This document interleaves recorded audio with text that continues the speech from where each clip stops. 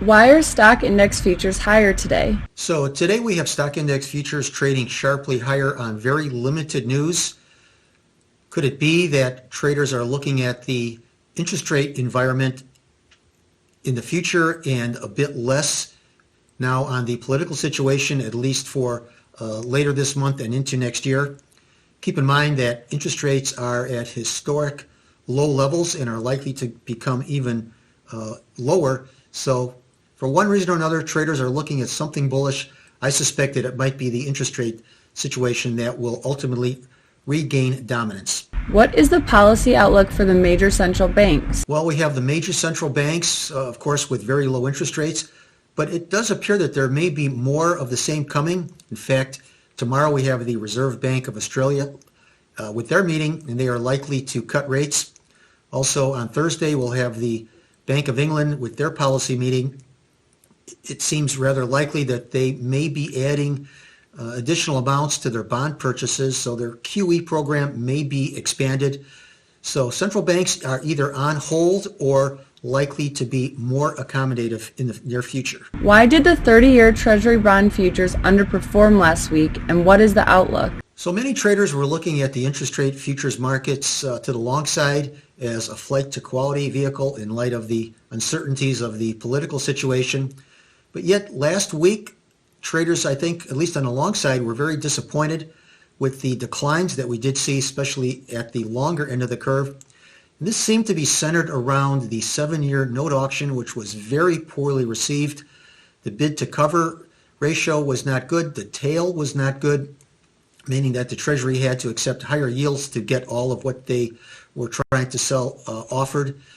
So a very much underperforming interest rate futures market, especially at the long end, suggests that lower prices are likely. And I think that should be, once again, led by the long end of the curve futures, especially the 30-year bonds. Grain prices traded lower last week.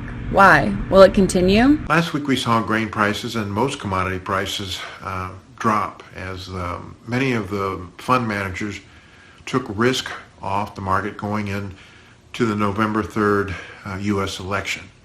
We also saw an increase in cases both worldwide and here in the United States of COVID.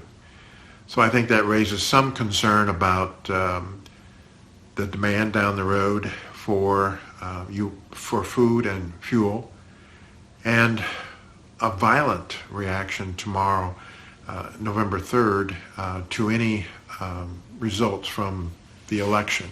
What is the latest global weather outlook? If we didn't have this uncertain election, if we didn't have COVID, prices for at least corn and beans might be a little bit higher than they are now. The latest global weather outlook suggests that La Nina is going to dry out parts of eastern Argentina and southern Brazil, could dry out some of the Russian wheat areas, and could even dry out the southern third of the U.S., including southern plains winter wheat. Last week, the winter wheat areas of Russia and U.S. saw some showers, and so we expect this week the U.S. Weekly wheat crop ratings to improve from the 41% good to excellent last week.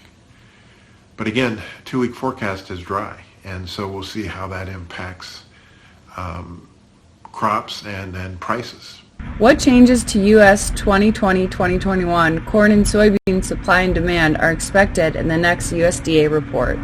Again, if we just put aside COVID and if we put aside the election, the changes in the U.S. 2021 corn and soybean supply and demand might be friendly. People are bringing down the crop here in the U.S., corn and beans a little bit, yield-wise, and they're raising exports. And so we could see a soybean carryout below 200 million bushels and a corn carryout that might be below 2 billion and even closer to 1.8 billion.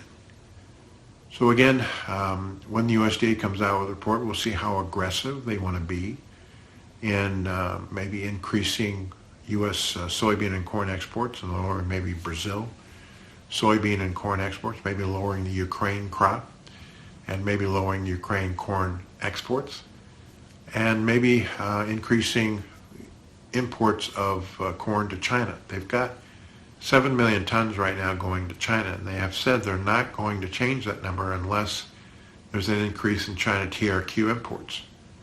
The problem is that right now we think China's already bought 20 million tons of corn and could buy as much as a total of 30 million tons of corn imports to replenish their reserves, to add to the demand for their increased herd sizes, and our corn is the cheapest in the world for them to import at big margins.